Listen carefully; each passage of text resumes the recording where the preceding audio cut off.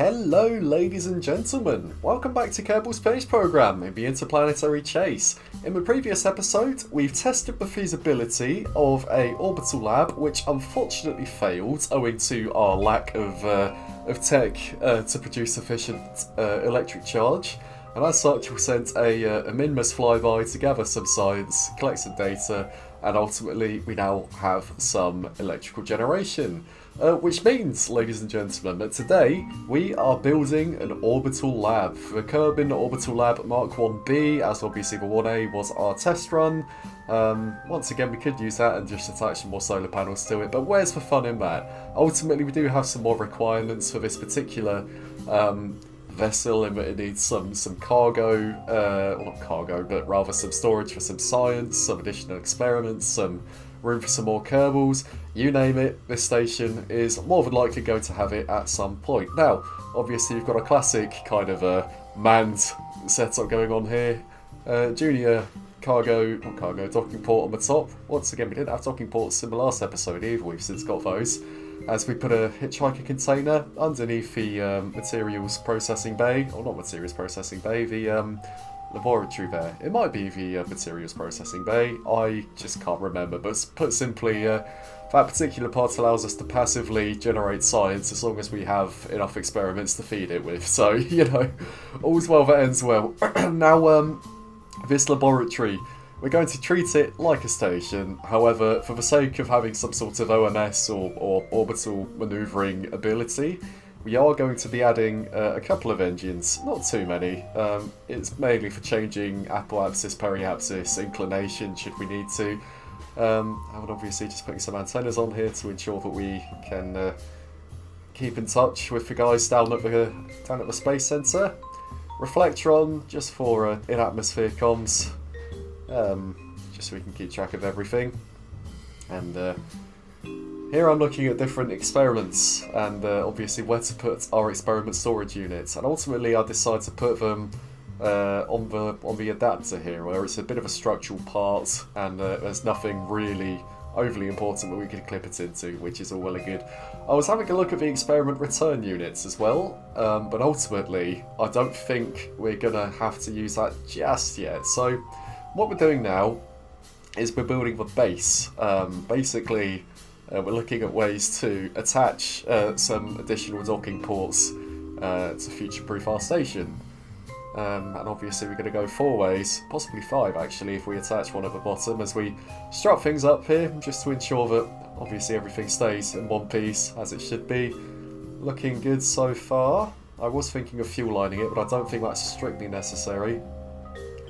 Now what we're going to do is obviously we're going to put one at the bottom as well. That's just going to be the classic Clampatron docking port, and obviously we're putting some at the sides as well, but what we're also going to do is going to put some junior docking ports, which I believe will be at the top or bottom. I can't quite remember, however, obviously that gives us the ability to dock some smaller vessels, some probes potentially, or refuel some smaller vessels even, should we need to do that. Now obviously the fuel capacity of this station isn't overly impressive, being 2 little donut tanks there, but it should be adequate for our needs as it stands. Now we do need some batteries. Obviously the weakness of our orbital lab last episode was a lack of electrical generation, which I fully intend to resolve now we've got the necessary technology to do so. However, as it stands, I'm currently trying to see if we can fit this in a fairing of sorts. Now possibly we could close the fairing at the docking port and make it all kind of fit together, but I think we best finish construction of the station first. So solar panels, some big ones down at the other docking bay, or port I suppose if you could call it that, just for some passive generation. Obviously we won't need to extend those ones. Now we're going to use some robotics here because I want to make almost like a farm of solar panels, something that we can stow away when it's not being used. And you'll see how we're going to do that. We are going to look for something that we could use to attach some extendable solar panels to. I was thinking structural tubes, but they are all a little bit too big for our needs right now. So as it stands, we're just using the modular girders here, albeit the slightly smaller ones. However, that's not a problem as we put a little cap at the bottom and close it off just to make it look a little bit neater. As you can see, so far so good. Now we are going to find some nice solar panels. We're going to use a 1x6 solar panels here, and just make sure they're positioned nicely using the snap tool. I would attach these through symmetry. However, with robotics, I believe there's a little bit of a bug where occasionally one side will kind of extend or retract or meet its target angle or whatever you want it to do, whereas the other one won't. Meaning I'm simply angle snapping these into the same place on either side of the vessel. We will therefore need to set up 2 separate action groups. However, that's a minor concern because obviously when it's done, it's done. Also attaching some 2x3 panels down at the bottom there for redundancy. Setting up our action groups to extend the solar panels and obviously make the hinges reach their target positions. Also extend the antennas there. Wonderful. So I think the station is more or less finished, or at least the core, as you can see. Now we're building that nice big fairing around it. We're going to make that clamshell deploy, keep things tidy. We're going to lock those hinges during our ascent. Wonderful. And from here, it's just a matter of attempting to build something resembling a lifting stage. And I must say, this looks quite comical given the sheer size of our payload, you know. So, just looking through different engine options, seeing what we may be able to use. I believe that is a skipper engine that we've put in the middle there, and we clip it up slightly once again to make it look like it's supposed to be there, with some Valiants in compact modes to assist. Looks like we do need to sort out our staging, however that's something we will do. Just making sure the station is strutted to the decoupler there so it's not going to wobble on the way up.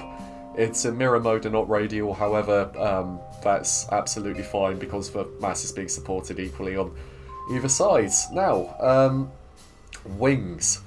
We don't have any winglets that are big enough for this rocket, therefore I'm actually going to create my own using the Type C structural wings, I believe they are. And we're going to angle those appropriately, clip them into the fuselage just a little bit, just to ensure that you know, they look nice and flush. Our thrust to weight is 2.0, which is absolutely crazy. This is actually the most powerful lifter stage we've ever built, or at least in this series thus far. We're going to have Munrik as the pilot, Albert and Lido in the processing bay. Just making a few further modifications before we launch here. I think it may be a good idea to attach some solid rocket boosters just to assist with our ascent. Looking at what may or may not work. Kickbacks are too big, the Pollux are even bigger, so we may just have to rely on the good old Thumper SRB as we attach our nose cones here to assist with aerodynamics. Make sure it's nice and sleek. We're going to increase the ejection force on the fairing there just to ensure that it does separate from the payload as expected. And we can't forget the Separatrons. Obviously we've had a little bit of a nightmare in the past when it comes to using Separatrons, or better yet, not using Separatrons during our initial missions there, haven't we? So, oh yeah, unused monoprop resources. We're going to change that by adding a few RCS thrusters to the station, should we need to change our nose position for whatever reason. A couple of roundified monoprop tanks, just to ensure that we're not just relying on the command pod's reserves. Once again, making sure our Kerbals are good, and we're ready to go. Now, bit of a fanfare, and I thought it was only reasonable, given that this station, as it stands, is our largest investment in science. Yet, that is. I don't doubt there's going to be some more to come as we break our way through the clouds. Absolutely majestic. I say majestic, it looks a little bit silly once again owing to the size of the payloads, but what can I say, you know? And SRBs are out of fuel. Fire those off. Good separation. Thank you, Separatrons. And we continue our ascent through the atmosphere with Munrik, Elbert and Lido all looking very pleased with themselves in the corner there. Once again, this is our largest investment into the space program yet. This is the most powerful lifter stage, the heaviest payload we put up yet. And obviously it can passively generate science if we feed it enough experiments. It's also our first vessel to utilise robotics, if I remember correctly. Once again, I'm sure there'll be plenty more of those to come as well. Just transferring fuel from the station to the lifter stage, because I'm having my doubts about our Delta V requirements. However, it is increasing as the fuel sloshes into the bottom tanks there. And I believe we may be able to pull this off as we approach the Kerbin line here. Absolutely stunning. Look at us go. Now once again, we're going to burn here for a little bit and see if we can pull our periapsis up a little bit, away from the negatives. Apoapsis is slowly climbing up to 100 kilometers roughly, so we're going to coast up a little bit closer to our apoapsis now. And I believe we are very close to reaching orbital velocity, so it's just a matter of ensuring that we can perform this manoeuvre efficiently enough as to not run out of fuel midway through. Wonderful. Points progrades, the RCS helping us do so. Burning the engines. We are now in orbit, a little bit elliptical, however we will fix that. We need to finish our circularization, but we're not going to plummet back into the atmosphere anytime soon. So we finish our time warp here. Point down progrades, we're at our apoapsis now. In fact, we've only just passed it, so we need to do this burn ASAP. Wonderful. And we are now in a nice little orbit of 104 by 102 kilometers. And we've got hardly any fuel left. We've got almost 3 units of liquid fuel and 3.5 units of oxidizer, which we're going to transfer back into the station for its own OMS system as we decouple the station there. Once again, we're already in orbit, so we're just going to switch off the Twitch engines on the station for now. And click the undock button. I'm not sure why that's there, because obviously there's nothing there. It's been decoupled. Maybe it's just a visual bug. I'm not entirely sure. As we head back into the tracking station here just to get rid of our debris. Unfortunately, I don't yet have the technology to add a probe core to the booster stage and possibly return it to Kerbin. However, it's all nice and clean now. And from here, I'm just trying to see kind of what orientation would be the best. I was thinking normal, so point polar, as per most stations would otherwise do. However, I've made a bit of a mistake when it comes to the placement of the solar panels, as you will shortly see. Firstly, they're on the sides of the vessel, which means when they extend, they're going to be pointing to the poles and not to the sun. However, we're going to extend our solar panels, just so I can demonstrate this. Set the target angle for hinges to be 0. And as you can see, they're not pointing to the sun. Because I didn't really think through which way the station should be pointing. No big deal. We're going to continue our manoeuvres here. As you can see, some of the panels are blocking each other, but that's no fuss. We can fix this. Obviously, the bottom panels are doing their work as well. Those antennas have extended quite nicely, so we do have the ability to talk to our communications network as well. I was thinking of pointing radial out. However, once again, the panels will not really have adequate exposure to the sun here. So ultimately, I do just decide to point progrades. And that means we have 12 panels at the front, obviously facing the sun, and 2 at the back as well, just for redundancy, as we ensure that this is saved as a station. And we are good to go. Obviously, there are those panels at the back as well. And from here, we're just performing a couple of experiments. Obviously, we won't get any science from them as they stand. However, we are now sending those to the laboratory in order to process them and start generating some science for us. As we perform a barometer scan, as well as a temperature reading. And we will process that in the lab too. Getting our resource window open just to ensure that we can maintain electric charge. Begin research, and as you can see, the research says it's researching, game's words, not mine, and The electric charge is sustaining itself at 2,250, meaning, ladies and gents, we now have a successful orbital laboratory. Amazing stuff. As we get a nice little screenshot and just admire our work thus far, because I must say I'm very pleased with how this has turned out. And we have all those docking ports at the bottom as well. Should we need to attach anything else to this particular orbital laboratory? Wow. I'm amazed that this has actually worked, as we get a science alert through for an EVA report, as we're definitely going to do that. And as it would turn out, this is from just above the mountains, which we haven't done yet, so we'll absolutely take that. And it looks like that was Finkelbottom who left the lab there, so obviously we need to re-begin research, as he is our friendly local spoon pioneer and scientist. And all's well that ends well as we head to the space centre there. A little bit rainy. I think we've caught the guys in a bit of a thunderstorm. No problem. We're going to warp to sunrise and hope that the weather improves, which it does. Wonderful. Looking nice with our visual mods there. And as you can see, our station is in a very nice 100 by 100 kilometre orbit. Roughly 100 by 100. We may need to use the OMS thrusters at some point to perfect that, but as it stands, I'm more than pleased with its positioning, especially with regards to our communications network.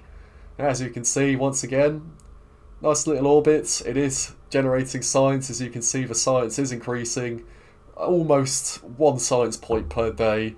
It's not fantastic, but once again, it's a big investment, and we're passively generating science, right? Now, with regards to the aforementioned OMS thrusters, if you were paying attention, the eagle-eyed of you, you would have seen that obviously we only had 2 units of fuel left in the lifter stage to transfer back into the station after we circularised, which means we need to go ahead and design something that can go up and attach to the station through one of the docking ports and give it a bit of a refuel.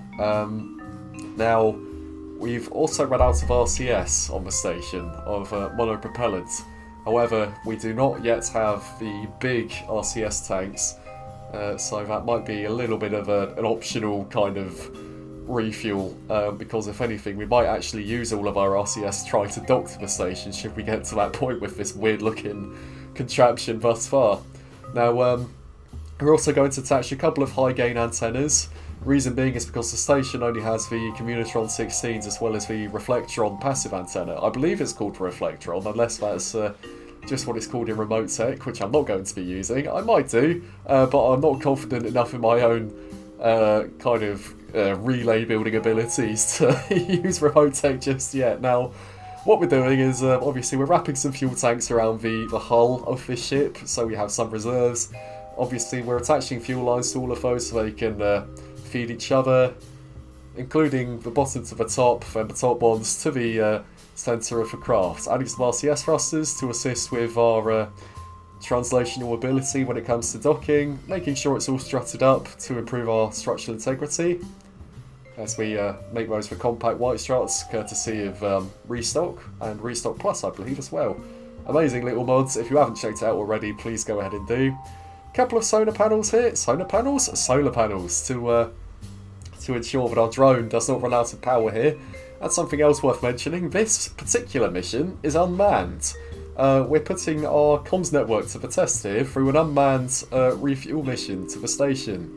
And obviously a few of our Kerbals are in the station as well, so let's say there's a little bit of a skeleton crew currently running the space station. Not space station, the space centre. Regardless, we are obviously putting all of this in a fairing now. So far so good. 2 sides, 1000 ejection force and clamshell deployment. Now we need to build a lifter stage once again. Couple of fuel tanks and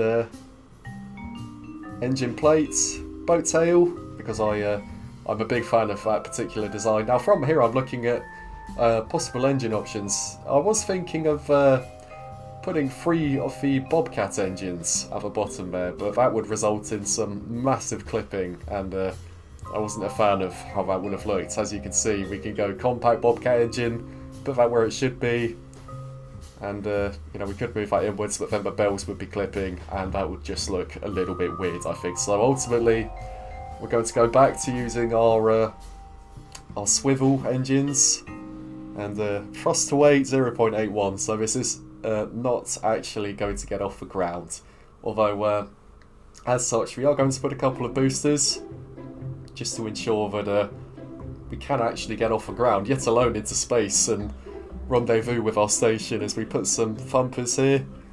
I'm not sure the TWR has updated. As you can see, that might be a bit of a bug, but I do believe it. So we're going to put a bigger engine there, once again quite similar to the previous lifter for the station itself. And TWR is now 1.18, which is good enough. It's quite similar to Saturn V, which I believe had a thrust to weight ratio of 2.0 roughly. Not 2.0, 1.2. 2.2. 2.0 would mean you'd absolutely blitz your way out of the atmosphere. You'd probably burn up trying to leave it, but regardless. Putting some Separatrons on here. Obviously, we're more than thankful for those.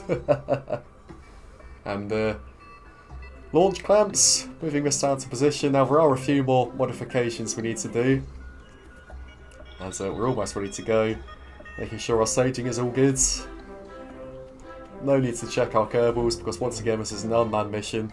A couple of solar panels here to ensure that we do keep power on the way up while the cargo is in the fairing. And after a few failed simulations, let's say, it has come to the engineer's attention that we may need another circularization stage, which we will be putting above the lifter stage here. Auto strutting, make sure that's all well and good.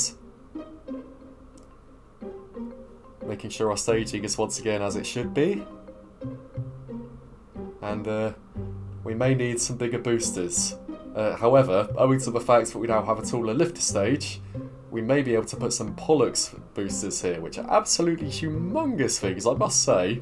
I've not used these before, because quite frankly I haven't had a cargo big enough to warrant using them. So we're going to see how that goes, reattach our Separatrons, make sure they're all auto-strutted as they should be. My goodness me, this thing is absolutely humongous. As we once again reposition the rocket. One last thing, we're going to move the Separatrons down slightly so they don't burn through the nacelle of our engine. And we are good to go. So obviously space station is over us, and beginning our ascent. As you can see, we've also set the station as a target, so we know roughly where it is with regards to our own vessel here. Fully unmanned. We're pulling back on the throttle a little bit here, as we don't want to breach our orbital altitudes while the solid rocket boosters are working, because that means we're going to completely overshoot, as we have no control over those things that throttle cells. We split away and finally increase the throttle with our liquid fuel engines. Our apoapsis is now 100 kilometers. As you can see, our ability to meet the station this launch may not be fantastic, as obviously I think we've launched a little bit late. However, that is something we will be able to account for as we begin to circularize here. A little bit wobbly owing to the absolute humongous payload at the nose. However, we do regain control. Bringing our periapsis up from the negatives. Lifter stage is out of fuel. And circularization stage is doing its work absolutely wonderfully. Periapsis is now positive. So we're just going to coast up to our apoapsis a little bit more. Bring that up above the atmosphere, which it now is. And we are now in orbit, 102 by 100 kilometers. Not bad. So what we need to do now is we need to figure out a way to catch up to the station. Like I said, it is very much in front of us. We did launch a little bit late.